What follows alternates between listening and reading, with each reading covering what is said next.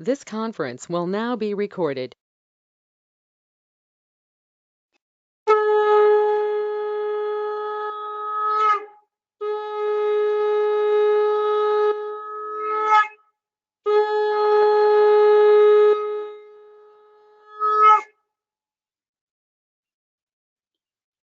गुरु ब्रह्मा गुरुर्विष्णु गुरुर्देवो महेश्वर गुरुरेव परम ब्रह्म तस्मै श्री गुरुवे नमः। ब्रह्म मार्ग प्रदर्शकम प्रेम भक्ति विनायकम शांति स्वस्ति विधायकम आचार्यम प्रबरम नौमि। उपस्थित समस्त पांजाधारी कर्मीगण दादाओं माँ सबको मेरा आनंदित जय गुरु। सत्संग के प्रारंभ में हम लोग 2 मिनट श्री श्री ठाकुर के चरणों में नाम जप करेंगे। वंदे पुरुषोत्तमम।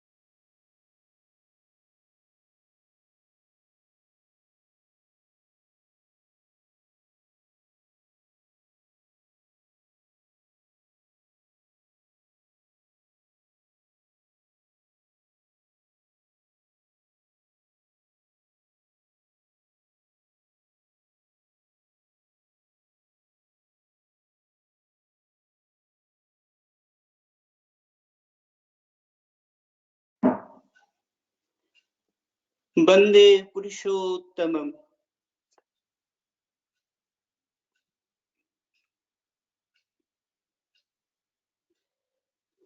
परम प्रेममय श्री श्री ठाकुर कुल चंद जी का श्रीहस्त लिखित ग्रंथ सत्यानुसरण पाठ। अहंकार आसक्ति लाता है, आसक्ति ला देती है स्वार्थ बुद्धि, स्वार्थ बुद्धि लाती है काम, काम से ही क्रोध की उत्पत्ति होती है और क्रोध से ही आती है हिंसा।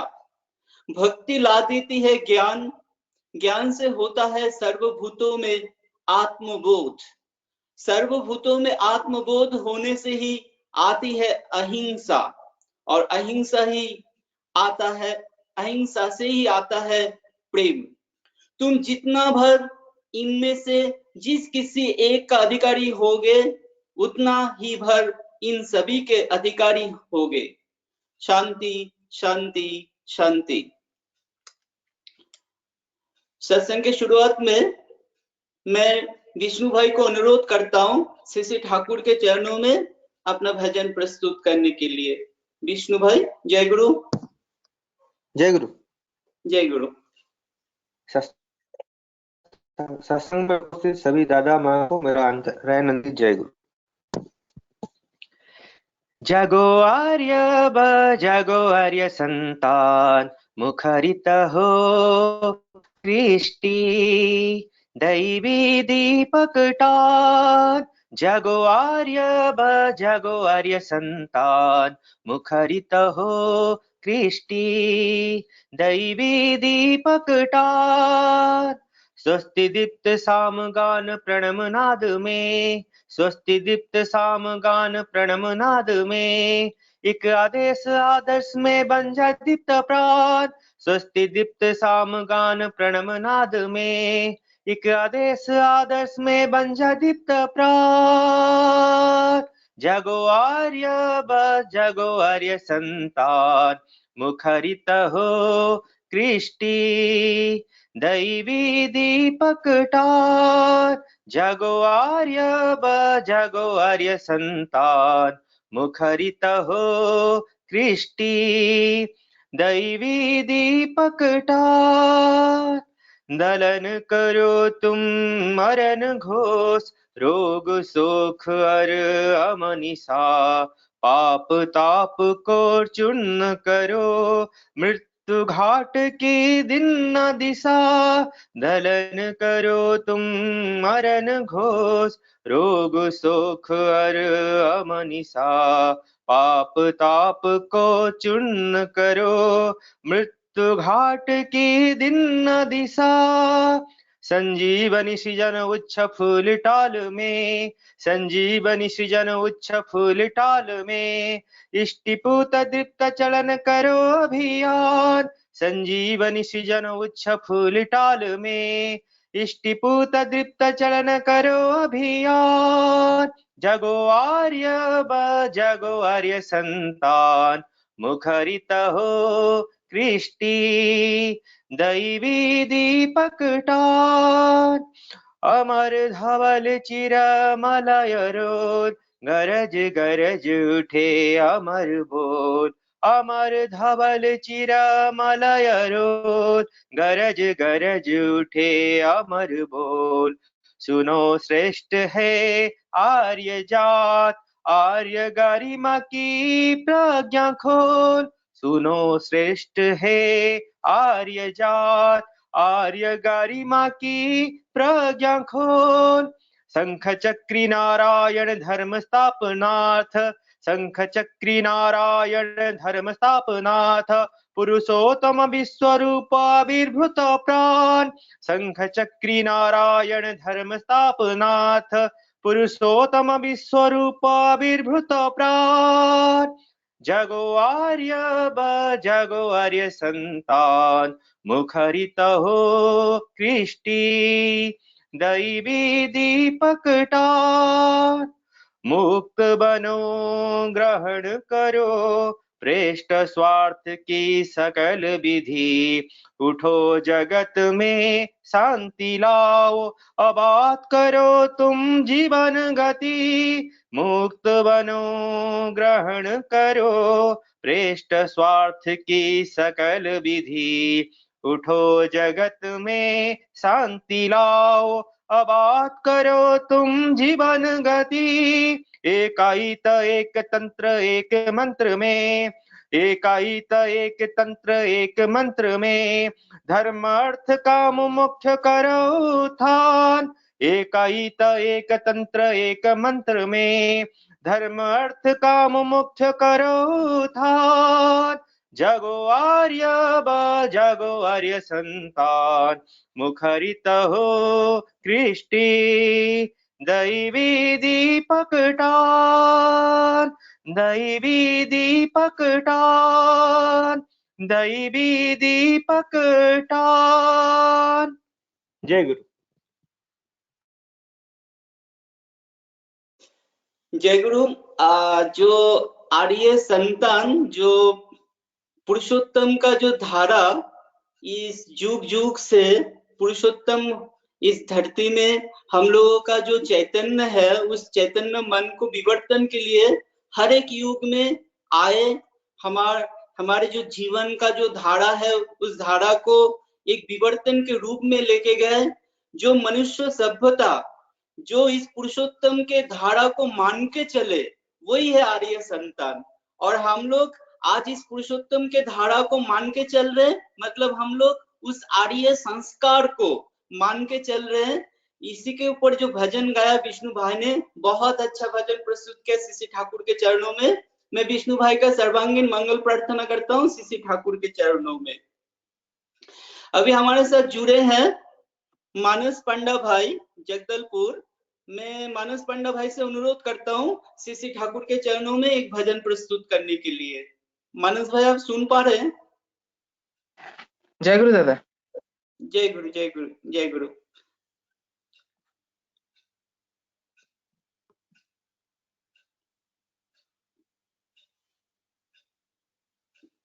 जी मानस भाई। जय गुरु दादा। जय गुरु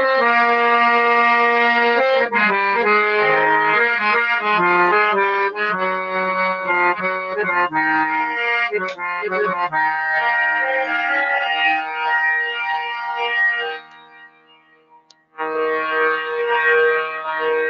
অবরাতুল চরণ পরশে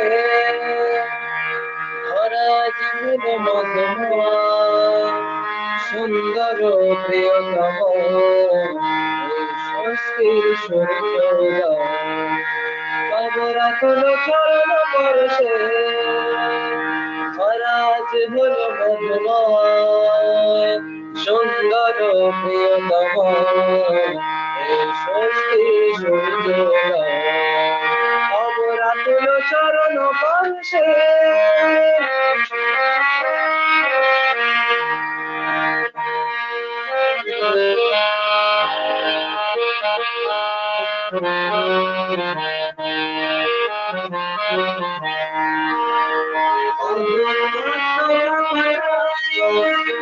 তোমার কৃপার হলো নাশ অহং মত্ত পাপত্রাস তোমার কৃপায় হলো নাশ আনন্দ জাগে অবিনাশ করে শান্তির স্নিগ্ধ মলয় সুন্দর প্রিয়তম এই স্বস্তির সূর্যোদয় অবরাতুল চরণ পরশে ধরা জীবন মধুময় সুন্দর প্রিয়তম স্বস্তির সূর্যোদয় অবরাতুল চরণ পরশে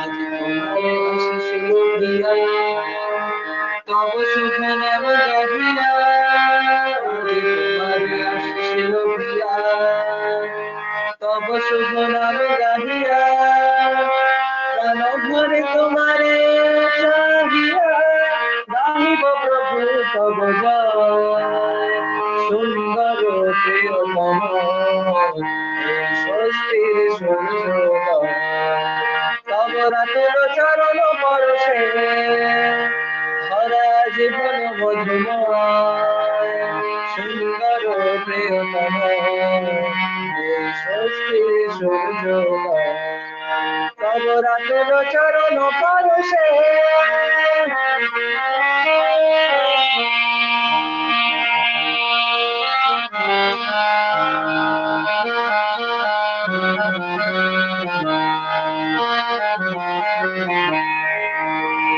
তোমার পাদে অভিসারে লভিছে জীবনে তোমারে তোমার পাদে অভিসারে লভিছে জীবনে তোমারে স্মৃতিবাহী চিরচেতনারে করিব হে দয়ার উদয় সুন্দর প্রিয়তম স্বস্তির সূর্যোদয় অবরাতুল চরণ পরশে ধরা জীবন মধুময় সুন্দর প্রিয়তম স্বস্তির সূর্যোদয় অবরাতুল চরণ পরশে অবরাতুল চরণ পরশে অবরাতুল চরণ পরশে। जय गुरु दादा। जय गुरु मानस भाई, बहुत अच्छा भजन आपने श्री ठाकुर के चरणों में प्रस्तुत किया। तब रातुल चरणों परोसे, उनका जो चरण है, उनको चरण को पकड़ के हम लोग जो आगे बढ़ रहे हैं, जीवन की राह पे जो चल रहे हैं, तो जो जीवन का जो धारा चल रहा है वो उनका आशीर्वाद है। जो हमारा जो कॉन्शियस लेवल पे हम लोग अपने जीवन को जो उपलब्धि कर रहे हैं, वो परमपिता का हमारे ऊपर दया है। तो इस इष्ट चर्चा को आगे बढ़ाते हुए हमारे साथ अभी जयश्री माँ जुड़ी है। एक हमारे मध्य प्रदेश में बहुत बार माँ ज्वाइन कर चुकी है और जो इसका चर्चा पहले 2 दिन हुआ कि मैरिज रिफॉर्मेशन के लिए सीसी ठाकुर का जो फिलॉसफी था वो श्रद्धेय दिलीप दादा ने विस्तार से उसको इष्ट आलोचना किया। और इसके बाद जो सुदेशना मोहंती माँ कल हम लोगों का जो दाम्पत्य जीवन है वो कैसा होना चाहिए उसके ऊपर विस्तारित आलोचना हुआ। लेकिन जब एक इंडिविजुअल लाइफ होता है, हर एक इंडिविजुअल लाइफ का जो एंटिटी है वो कभी भी एक इंडिविजुअली नहीं जी पाता, एक परिवार में वो नहीं जी पाता। उसका जो अस्तित्व है वो हर एक चीज के साथ जो ये जो प्रकृति है, प्रकृति के हर एक चीज के साथ वो जुड़ा रहता है। तो हम लोगों का जो ये जो जुड़ा रहना, जो जीवन का जो ये वर्धन है, जो जीवन को महसूस करने के लिए मुझे तो कुछ करना पड़ेगा। तो हर एक दिशा में सीसी ठाकुर जी ने उसका दिशा दिखा दिया। तो मैं जैसे मैं टीचर हूँ और मेरे अंदर जो पढ़ाने का, कैसे मुझे पढ़ाना चाहिए, एक टीचर होने के नाते मेरे स्टूडेंट के साथ कैसा इंटरेक्शन होना चाहिए। मेरा तो एक फैमिली है नो डाउट, लेकिन उस फैमिली के साथ मेरा और एक फैमिली भी जुड़ा हुआ है जो मेरा मैं जो स्कूल के साथ जुड़ा हूँ, मेरा छात्र जो है। तो एक शिक्षक को कैसे आगे चलना चाहिए, ईश्वर के प्रति कैसा टान होना चाहिए, ये सीसी ठाकुर विस्तारित ढंग से बोल के गए हैं। तो एक इंडिविजुअल एंटिटी कभी भी इस समाज के बाहर तो जी नहीं सकता है। तो इष्ट आलोचना का जो कंटिन्यूटी है कि एक पहले जो हम लोगों ने मैरिज के ऊपर डिस्कशन किया, फिर जो दाम्पत्य जीवन कैसे होना चाहिए, और अभी आगे जो आइडियल सोशल कैरेक्टर, आदर्श सामाजिक चरित्र कैसे होना चाहिए, इसके ऊपर विस्तारित आलोचना करेंगे हमारे जयश्री पटनायक माँ।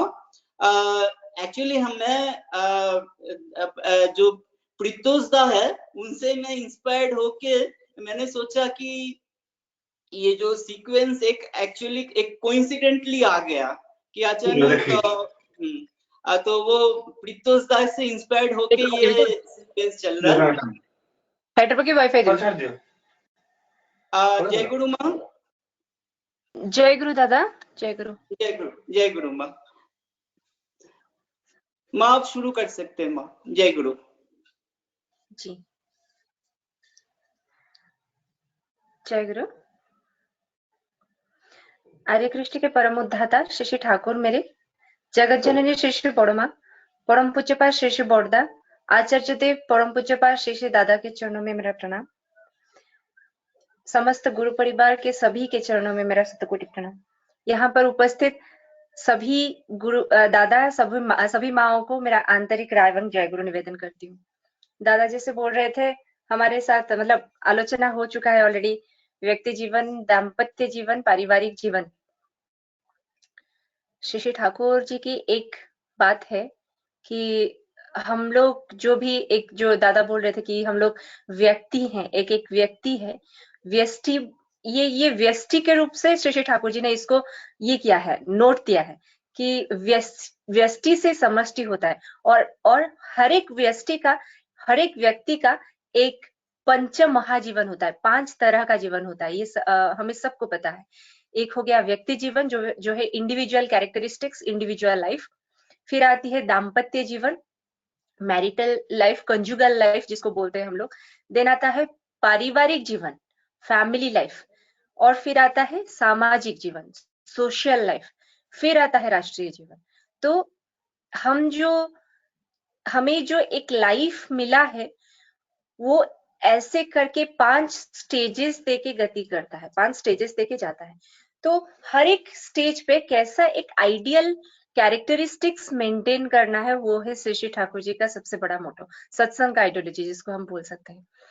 तो आज का जो हमारा टॉपिक है सामाजिक जीवन, सामाजिक जीवन, इट कम्स फ्रॉम समाज, सोसाइटी।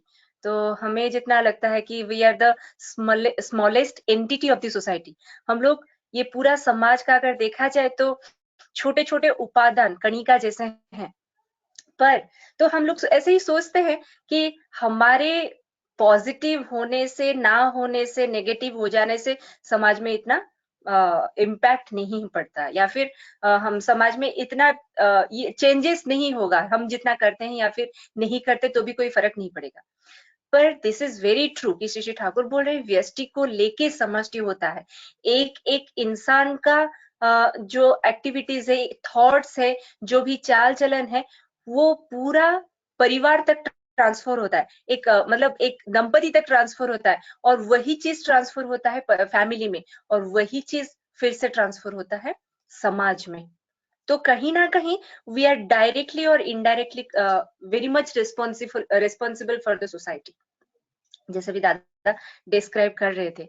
एक एग्जाम्पल देने से श्री ठाकुर जी का ही बात है। ठाकुर जी को जब पूछा जा रहा है कि समाज के बारे में, कि कैसे कैसे समाज हम तो लेके चलते हैं, आइडियल सेंट्रिक लाइफ लेके चलते हैं, या फिर अगर हम सही हो गए तो क्या उतना काफी नहीं है, समाज को देखना क्या जरूरत है। श्री ठाकुर बोल रहे हैं कि अगर तुम मानो तुम्हारे पास गाड़ी है और तुम उसे बहुत अच्छी तरह से चलाना जानते हो, और तुम जहां पर चलाओगे वो भी रास्ता भी बहुत बहुत अच्छा है, तुम घर से निकले, गाड़ी लेकर चल रहे हो, पर तुम्हारा जो गाड़ी का ड्राइविंग पार्ट है वो तुम्हें कंट्रोल कर रहा है, किसी और को नहीं कंट्रोल कर रहा है। तो अगर तुम्हें गाड़ी चलाते चलाते अगर कोई आकर तुम्हें ठोक दे, कोई आकर तुम्हारे साथ गाड़ी ठोक दे, तो तब क्या करोगे? तब तो तुम्हारा कोई गलती नहीं था, तब तो तुम तो बहुत केयरफुली चला रहे थे, ब्रेक के ऊपर हाथ था या फिर एक्सेलरेटर देख के चला रहे थे, तो तुम्हारा क्या ये है, दोष है। तो यहाँ पर आती है ये समझना कि हम चाहें या ना चाहें, जैसे मैंने बोला कि वी आर डायरेक्टली और indirectly responsible for the society. हम लेते हैं सोसाइटी से, फिर सोसाइटी भी कहीं ना कहीं हमसे लेके ग्रो करता है। तो ये जो बीइंग एंड बिकमिंग का जो पार्ट है, जीना और बढ़ना, मतलब लाइफ का जो एग्जिस्टेंस है उसको पकड़ के रखना और ग्रो करना, इसके लिए एक सामूहिक परिवेश की जरूरत होती है, वही है समाज। जब श्री ठाकुर जी को एक बार पूछा गया ये सृष्टि के बारे में, श्री ठाकुर उसी को लेके एक बार बोल रहे हैं कि जब हम अपना इमोशन कुछ दिखाना चाहे या फिर उसको समझना चाहे या फिर कहीं पे हम रेसिप्रोकेट करना चाहे अपने इमोशन को, अपने भाव को, अपने थॉट्स को, उसके लिए एक परिवेश की जरूरत होती है। वो एक इंसान हो सकता है, 2 इंसान हो सकते हैं, या फिर एक सोसाइटी हो सकता है। तो ये जो हमारा जो आदान प्रदान का भाव का जो आदान प्रदान होता रहता है, वो समाज के अंदर ही चलता है। वही है समाज जिसके अंदर हम रहते भी हैं, बढ़ते भी हैं और सभी को अनुभव भी कर पाते हैं, यही चीज है। तो इसीलिए जब ये चीज आती है कि what should be the ideal social character, क्या होना चाहिए एक सोशल कैरेक्टर का मतलब, तो वहां पर जितना हमें लगता है कि हम जैसे बोलते हैं ना कि मैं एक फैमिली को अगर मैं श्री ठाकुर जी को लेके चलना चाहती हूँ या फिर मेरे परिवार में मेरे पति के साथ उस चीज को लेके चलना चाहती हूँ, तो वो चीज मेरे परिवेश में भी आए। क्यों? क्योंकि वो जो हम जो सोचते हैं कि ये सबसे बड़ी एक इम्पोर्टेंट चीज है कि मैं अगर जो चीज को सही समझती हूँ या फिर जो चीज को मानकर मैं उपभोग कर रही हूँ या फिर जो श्री ठाकुर जी के आइडियोलॉजी से जिसको फॉलो करके मैं उसका जो फायदा है वो मुझे मिल रहा है, मुझे वो सारे चीज भी अपने पड़ोसी में, अपने फ्रेंड सर्कल में, कॉलीग्स में वो चीज भी शेयर करना होगा। आज एन एग्जाम्पल, मतलब जैसे श्री ठाकुर जी बोल रहे हैं कि खुद को करके, मतलब वो आचरण में डाल के मुझे दिखाना होगा कि कैसा होना चाहिए कैरेक्टर, तभी जाके क्या होगा, मैं जैसे जो भी आनंद को मैं प्राप्त कर रही हूँ वही आनंद मेरे पड़ोसी जो रह गए, मेरे पड़ोसी प्रतिवेशी, वो लोग उसको फील कर सकते हैं। और सबसे बहुत बड़ी इंपॉर्टेंट चीज क्या हो जाती है, जब आइडियल सेंट्रिक होके हम लोग चलते हैं तो एक बहुत बड़ी इंपॉर्टेंट चीज ये होता है कि हमारा जो बेसिक कैरेक्टर है, जो इंस्टिंक्ट है, वो निखरने लगता है।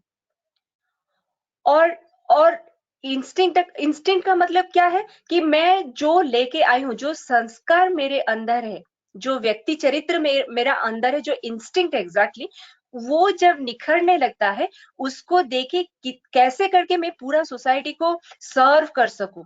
क्योंकि जैसे मैंने कहा कि आदान प्रदान ही जीवन है। और हम जब सोशल लाइफ में रहते हैं, जहां पर भी हम लोग रहते हैं, सोसाइटी जिसको बोलते हैं, वहां पर हर किसी के ऊपर, हर किसी के ऊपर निर्भरशील है। तो मैं अपना कैरेक्टर, अपना आचरण या फिर अपना जो संस्कार, सहजात संस्कार है, उसको देके मैक्सिमम कितना तक मैं अपने सोसाइटी को सर्व कर सकूं, यही सबसे बड़ी मतलब मोटो होनी चाहिए। नॉर्मली क्या देखा जाता है कि मेरी हो सकता है कि मेरी सहजात संस्कार दूसरा तरफ है, किसी और तरफ जाता है, पर मेरे पढ़ाई के थ्रू मेरा कुछ और इंटरेस्ट आ गया, या फिर सोशली मैंने देखा कि मेरे फ्रेंड्स चल रहे हैं इंजीनियरिंग के रास्ते पर या फिर डॉक्टरी के रास्ते पर, मैंने वो पढ़ा। हो सकता है कि मैं वहां पर उसको लेके प्रोफेशन भी कर पाऊं, हो सकता है कि मैं उसको लेके बहुत नेम एंड फेम भी पा सकूं। पर शशि ठाकुर क्या बोल रहे हैं कि समाज के प्रति जो मेरा कर्तव्य था, जो मेरा सर्विस था, सेवा होनी चाहिए थी, वो नहीं हो पाएगा। उससे क्या होता है ना, समाज का उन्नति नहीं हो पाता है। जैसे कि हम लोग व्यक्ति चरित्र में या फिर व्यक्ति जीवन को डेवलप करने के लिए मुझे कुछ प्रिंसिपल्स की जरूरत है, वैसे ही पूरा समाज को बांध के रखने के लिए, पूरा समाज की डेवलपमेंट के लिए भी कहीं ना कहीं एक प्रिंसिपल है, चाहिए, और वो है ही। उसको शशि ठाकुर क्यों, उसको हमारे शास्त्र में वर्णाश्रम कहा गया। जो मतलब ऐसा हो जाता है कि समाज, जैसे एक छोटी सी एग्जांपल देने से हम लोग समझ सकते हैं। जैसे फैमिली में पिता माता बेटा और बेटी है, चारों का हो सकता है कि एक फैमिली मेंबर है, सभी एक फैमिली मेंबर है, पर चारों का डिफरेंट तरह का ये होगा कि क्या बोलते हैं उसको, इंस्टिंक्ट जिसको बोलते हैं, सहजात संस्कार, या फिर झुकाव, कोई स्पेशल चीज के तरफ झुकाव हो सकता है डिफरेंटली, या फिर कोई स्पेशल कैरेक्टरिस्टिक्स हो सकता है। वो क्या होता है ना, वो जब चारों मिलके अपने अपने कैरेक्टरिस्टिक्स को डेवलप करते हैं, तभी जाकर वो परिवार में पूर्णत्व प्राप्त होता है। वो एक व्यक्ति चरित्र में भी पूर्णत्व प्राप्ति होता है, और एक परिवार का भी पूर्णता प्राप्ति होता है। वैसे ही समाज में जो भी डिफरेंट कैटेगरीज है, या फिर वर्णाश्रम को अगर देखा जाए, हमारे पूरा शास्त्र को अगर देखा जाए, जहां से शास्त्रकार या फिर ऋषि मुनि जब शुरू किए वर्णाश्रम, कि पूरा समाज को पकड़ के रखने के लिए, पूरा समाज की ग्रोथ के लिए, उन्नति के लिए, जो तरह की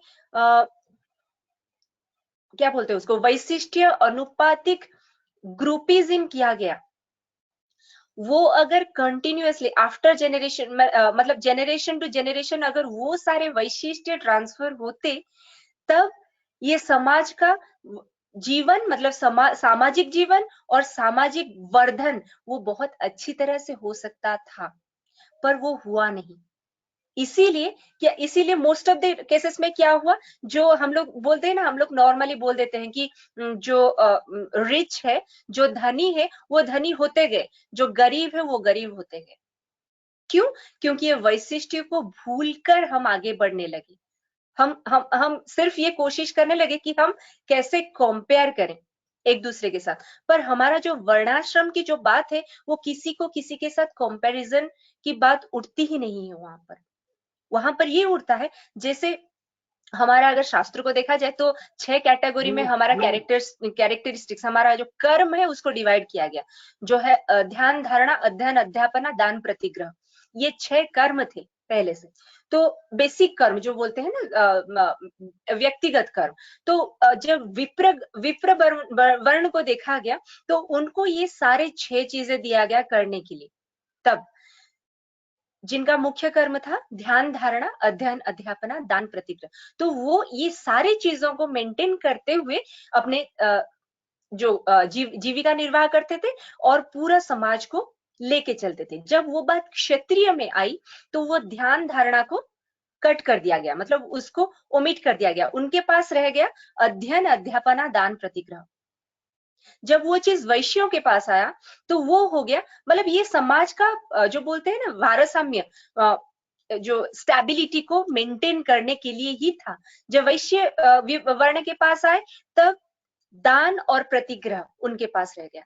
और जो हमारे वर्ण में जो शूद्र वर्ण हुए उनके लिए ये था कि वो ये जो तीनों वर्ण रह गए उनके अंदर उनके उनके जो बोलते हैं ना उनको थ्रेड की तरह एक कनेक्टिविटी उनके भीतर वो मेंटेन करने के लिए उनको वो वारसा दिया गया, वो जो दायित्व दिया गया। तो ये जो 4 वर्ण हो गए ये समाज का पिलर जैसे काम कर रहे थे, एक एक पिलर जैसे काम कर रहे थे। कोई ज्ञान को लेके बहुत ही उन्नत है, कोई अपने जो बोलते हैं ना अध्ययन अध्यापना मतलब कैसे करके पूरा समाज का रक्षा किया जाए, कौन सा मतलब फिजिकली मेंटल एफर्ट देके फिजिकल मेंटल ये देके एबिलिटी देके कैसे सोसाइटी का रक्षण किया जाए उसको लेके व्यस्त थे। कोई एक जो ग्रुप थे वैश्य वर्ण थे वो पूरा समाज का जैसे आर्थिक उन्नति हो, खाद्य पेय का जैसे वारसाम्य प्रॉपर हो उसको लेके वो व्यस्त रहे। और जो शूद्र वर्ण रहे वो क्या कर रहे थे ना, हर कोई एक वर्ण का जो भी नेसेसिटी था, जो भी रिक्वायरमेंट्स था उनको फुलफिल करते हुए अपना जीविका निर्वाह करते थे। ये था वर्णाश्रम का मुख्य कर्म को अगर डिवाइड किया जाए तो उस टाइम को अगर देखा जाए तो कहीं ना कहीं सही तरह से एक के बाद एक हम लोग जहां पर भी जाते थे या फिर जहां पर भी हमारा जो भी रिक्वायरमेंट था हमारा वो इजीली फुलफिल होता चला जाता था। पर अब क्या हुआ, ज्यों कि हमने वर्णाश्रम को भूल के उसको इग्नोर करके हम दूसरे वर्ण का या फिर दूसरे कोई भी एक्टिविटीज को हम अपनाना चाहते हैं तो खुद का जो वैशिष्ट्य है वो तो डाउनफॉल होता ही है। वो तो मतलब क्या बोलते हैं उसको, उसका तो ये होता ही है, डाउनग्रेडेशन होता ही है, डिग्रेडेशन होता ही है। उसके साथ जिसका हम लोग एक्वायर करना चाहते हैं उसमें भी 100% एफर्ट नहीं डाल पाते। उससे क्या होता है, तो यहां से भी अधूरा रह गया, वहां से भी अधूरा रह गया चीज। तो पूरा जो सोसाइटी का जो भारसाम्य था, जो बेस था, वो स्ट्रॉन्ग नहीं रहा। वो धीरे धीरे करके चारों तरफ से मतलब पूरा मर्ज होने लगा, पूरा उसमें जो बोलते हैं ना मिलावट होना शुरू हो गया। और ऐसे करते करते हमारा वो डायरेक्टली और इनडायरेक्टली हमें इम्पैक्ट करना शुरू कर दिया। वो हमारा जो व्यक्ति जीवन है उसको भी, हमारा व्यक्ति जीवन भी कहीं ना कहीं वो वैशिष्ट्य के अनुसार डेवलप नहीं हो पा रहा है। और वैशिष्ट्य के अनुसार जब डेवलप नहीं हो पा रहा है उसके हिसाब से हम कहीं ना कहीं अपने फिजिकली, मेंटली, सोशियली, फिनेंशियली और रिलेशनशिप में कहीं ना कहीं हम लोग क्षतिग्रस्त होते ही हैं। जिसको चलते आजकल जो देखा जाता है सोसाइटी में कि कहीं पे जो मतलब चोरी या फिर कहीं पे नारियों के प्रति सम्मान ना रहना या फिर कहीं पे अपना हक मांगने के लिए कितने सारे मोर्चे हम लोग देखना शुरू होता है, सब कुछ इसी के वजह से ही। तो यहाँ पर श्री ठाकुर क्या बोल रहे हैं कि हम जब अपना वैशिष्ट्य भूल गए या फिर अपने वैशिष्ट्य के हिसाब से हमारी शिक्षा नहीं हुई, हमारे वैशिष्ट्य के हिसाब से हम उसको नर्चर नहीं किए, खुद क्षतिग्रस्त हुए और जहां पर रह रहे हैं पूरा सोसाइटी, पूरा समाज भी क्षतिग्रस्त हुआ। तो श्री ठाकुर जी को पकड़ के सत्संग में ये सबसे बड़ा एक चीज मुझे अनोखा लगा कि यहाँ पर शुरू तो होता है व्यक्ति जीवन से, पर चलता है, it moves towards the society, it moves towards the nation. सिर्फ मैं अपनी मंगल करके बैठ जाऊं वैसा नहीं होगा।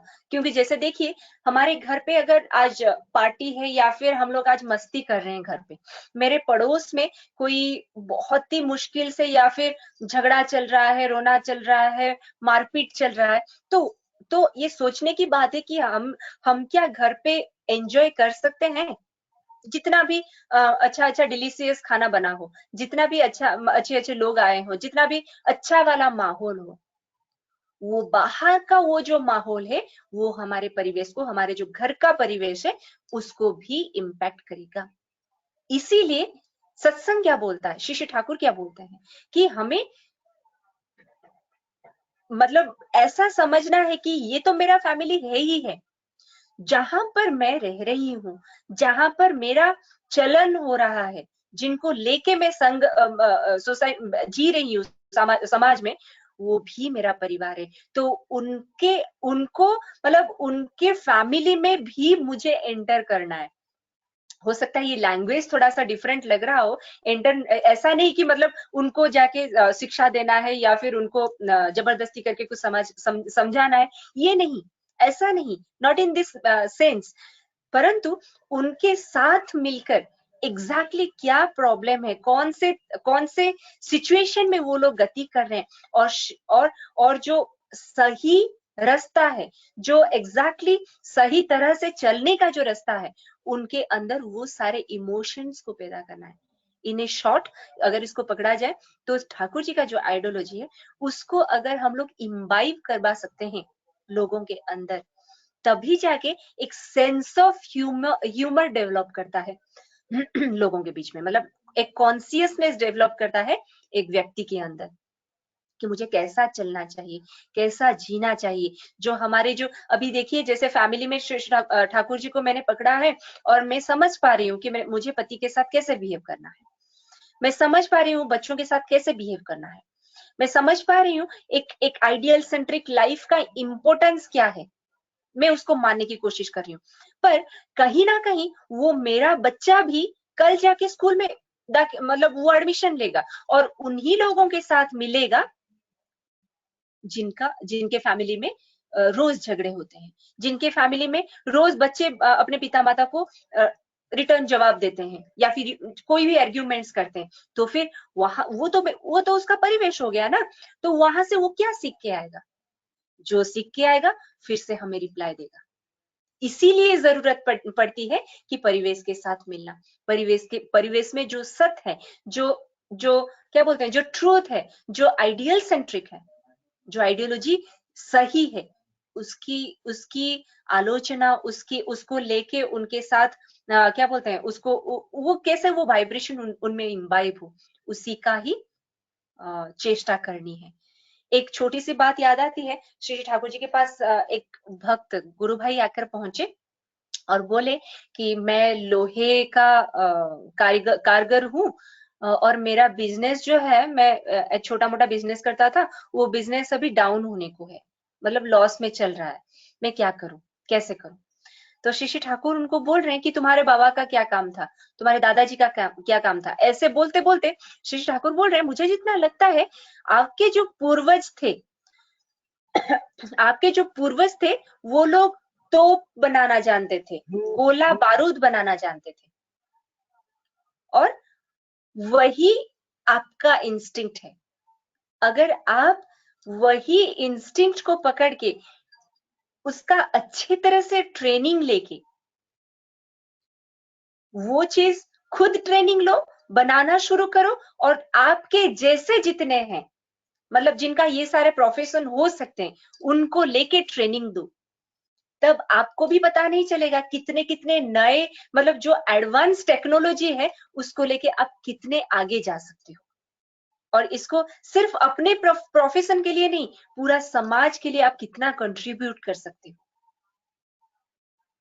इसका मतलब ये था, श्री ठाकुर जी बोल रहे हैं, जो हमारे इंस्टिंक्ट के हिसाब से जब हम करना शुरू करते हैं और उसको लेके जब पूरा समाज को सेवा देना शुरू करते हैं, तब समाज तो डेवलप होता ही है, वो तो उपकृत होता ही है। उससे उसके चलते चलते मेरा जो वैशिष्ट्य था वो भी काफी हद तक आगे बढ़ जाता है, वो काफी हद तक डेवलप हो जाता है, उन्नत हो जाता है, और वही लेके ही हम लोग एंजॉय करते हैं, उसी को लेके ही उपभोग करते हैं।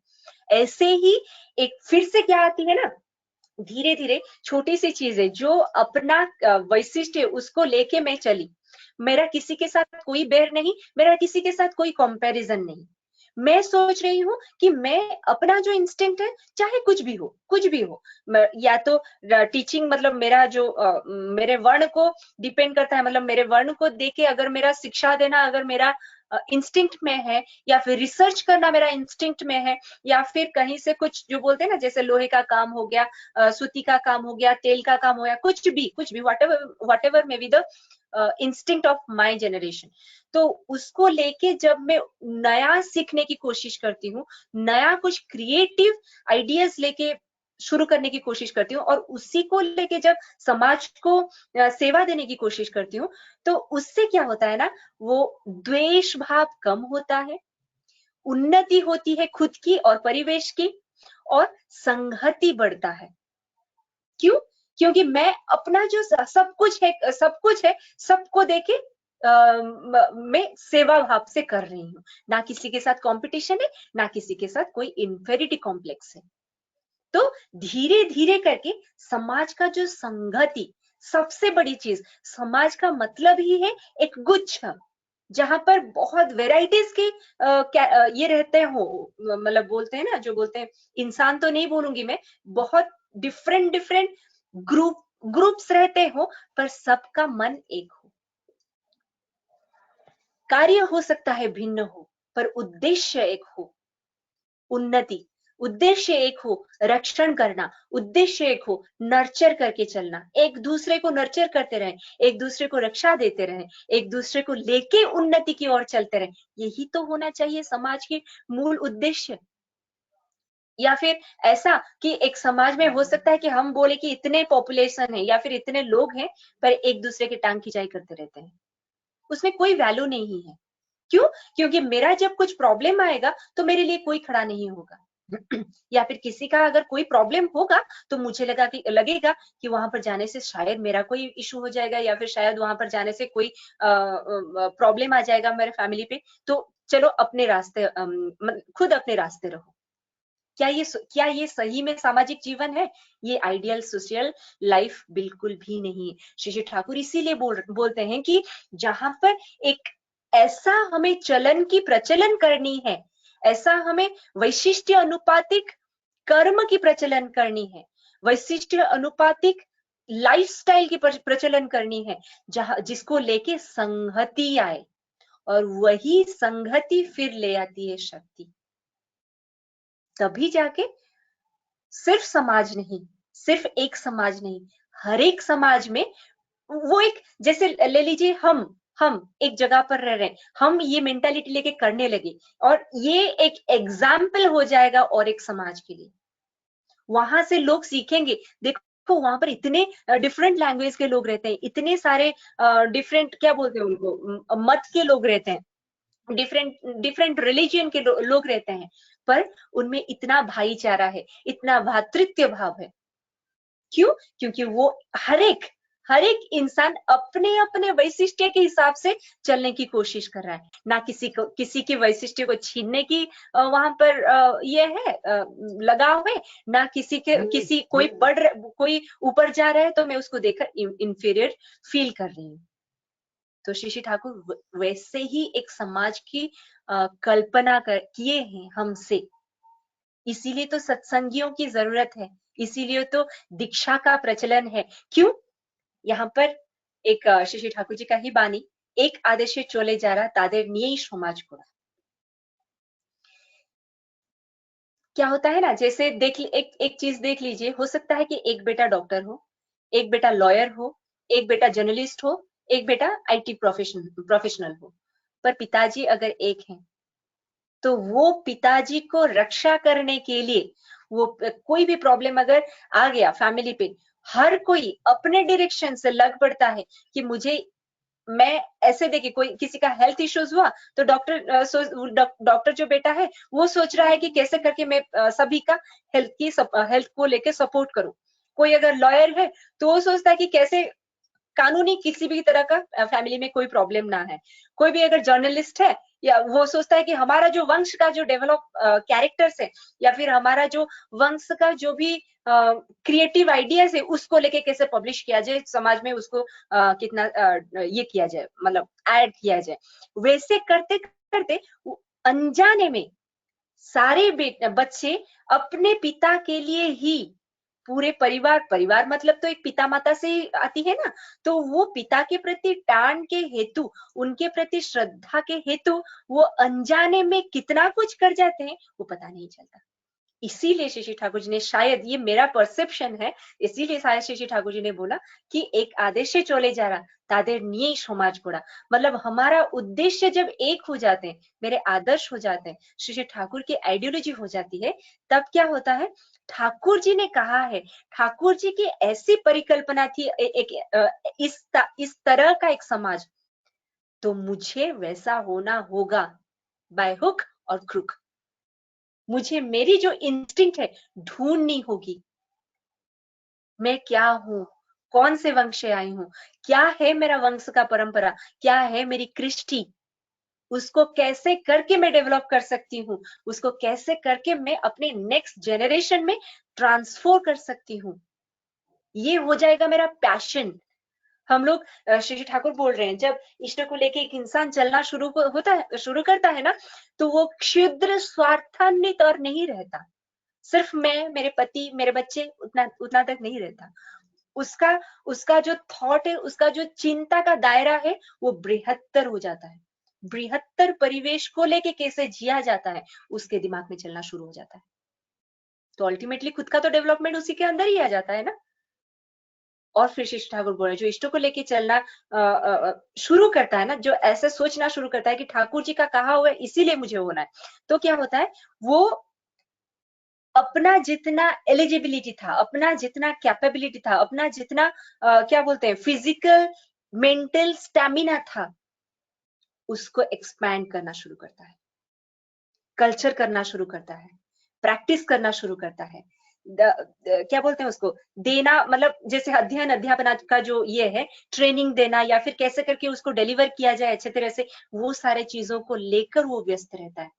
तो इन शॉर्ट ये सारी चीजें करने से क्या होता है, हमारा जो लेथर्जिकनेस था, जो गो बिटवीन का कैरेक्टर था, जो किसी को प्रॉमिस करके प्रॉमिस ना रखना, ये सारे जो कैरेक्टरिस्टिक्स थे, दीर्घसूत्रिता थी, अमान्य करना, जो एक्सेप्टेंस ना होना, ये सारे चीजें, ये सारे प्रवृत्तियां जो थी, वो धीरे धीरे धीरे धीरे करके कम हो जाते हैं।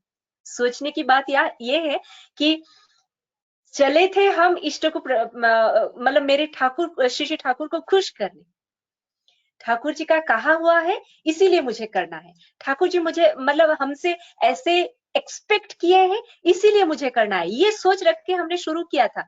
पर हुआ क्या, मेरी हर एंगल से मैं एक्सपैंड होना शुरू हो जाता है, मतलब मैं खुद को एक्सपेंशन की ओर लेके चलती हूँ, उन्नति की ओर लेके चलती हूँ, उपभोग की ओर लेके चलती हूँ। और सबसे अहम की बात है, जो आजकल की सोसाइटी में देखा जाता है कि हम लोग ज्यादातर नेम एंड फेम के पीछे भागते हैं, मॉनिटरी सेटिस्फेक्शन के पीछे भागते हैं।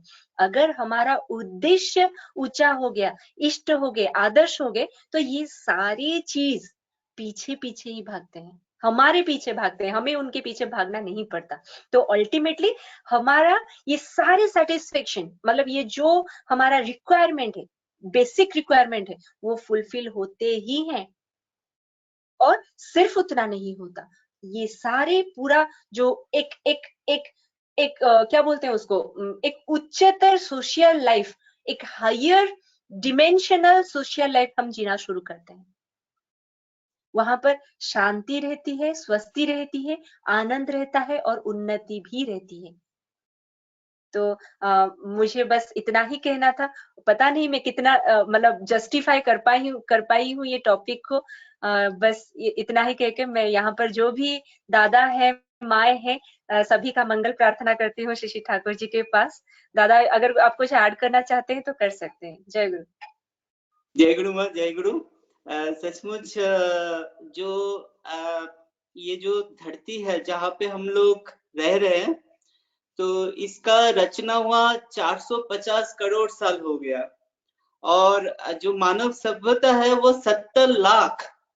अभी हम लोग जो जीवन अतिबाहित कर रहे हैं वो विवर्तन के माध्यम से ऐसे रचना होके आया है, जो भी कृष्टि, जो भी संस्कार के माध्यम से हमारे पूर्वज ने हमें ये शरीर दिया, इस जो शरीर के माध्यम से मैं अपने आप को महसूस कर रहा हूँ, तो हम लोगों को भी कहीं ना कहीं पे ये चीज को आगे, उस संस्कार को आगे ले जाना पड़ेगा।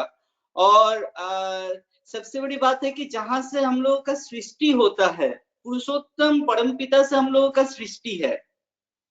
सृष्टि को भी जब देखेंगे, जैसे जो सन से इस धरती का सृष्टि हुआ और वो निकल के तो आ गया वो पृथ्वी, लेकिन उसका झुकाव सन के तरफ है।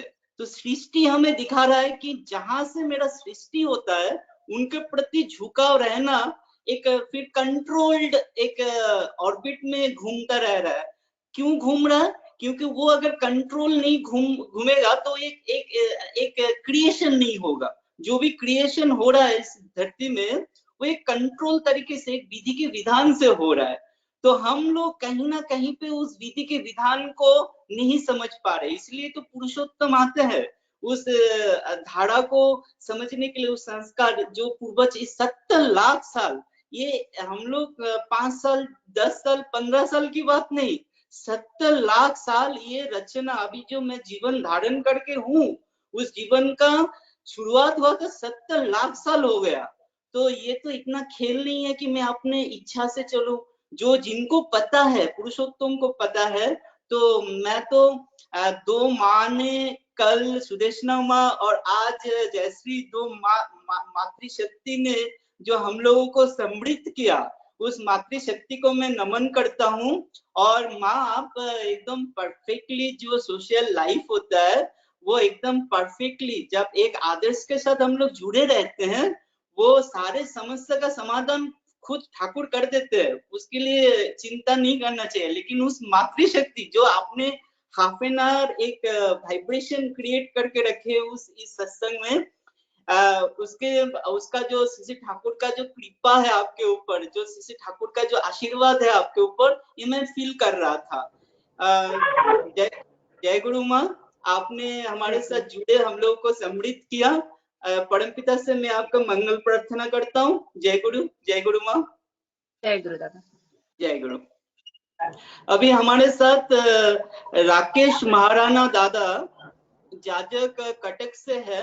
दादा से अनुरोध है, अपना आदर्श के ऊपर जो छरार गान है, परम पूज्यपाद आचार्य श्री बड़दा का जो श्री ठाकुर के वाणी के ऊपर जो छरार गान है, आदर्श के ऊपर, दादा को अनुरोध है अपना छरार गान प्रस्तुत करने के लिए श्री ठाकुर के चरणों में। राकेश दादा। जय गुरु प्रभाकर दा। जय गुरु। जय गुरु। जय गुरु।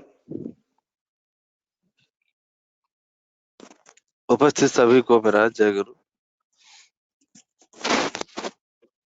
विषय आदर्श। इष्ट चलन रहेगी यदि, रोकेगी नहीं दुर्गति। दुर्गति सब दुर्ग होकर लाएगी जय में उन्नति। इष्ट चलन रहेगी यदि, रोकेगी नहीं दुर्गति। दुर्गति सब दुर्ग होकर लाएगी जय में उन्नति। इष्ट चलन रहेगी यदि,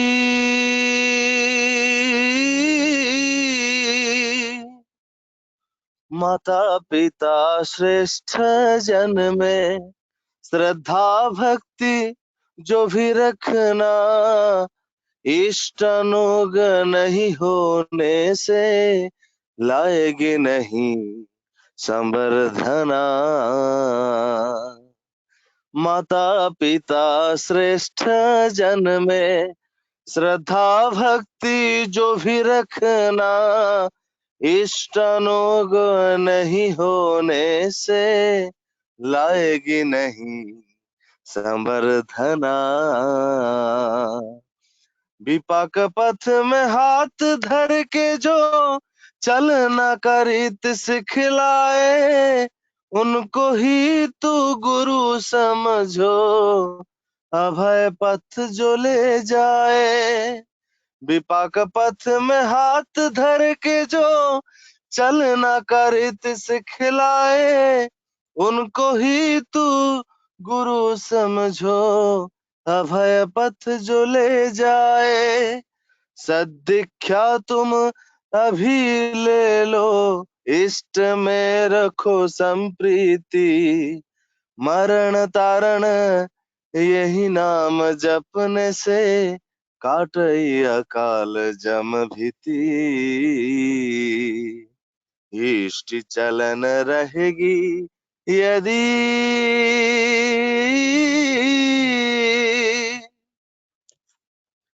पर के इष्ट का निंदा करके हुआ इष्ट निष्ठ,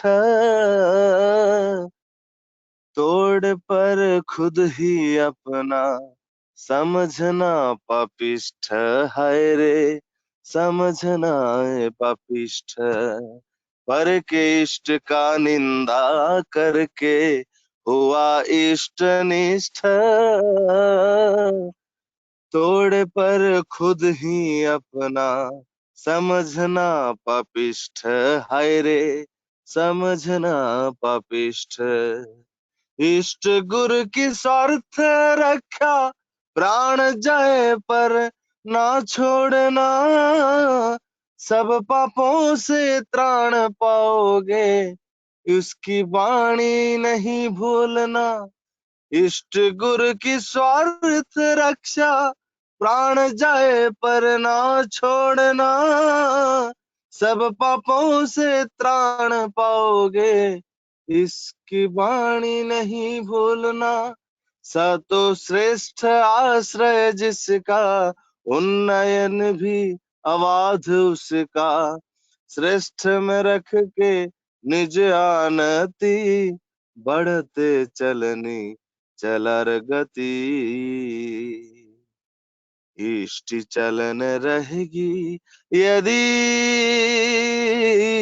रोकेगी नहीं दुर्गति, दुर्गति सब दुर्ग होकर लाएगी जय में उन्नति। इष्ट चलन रहेगी यदि,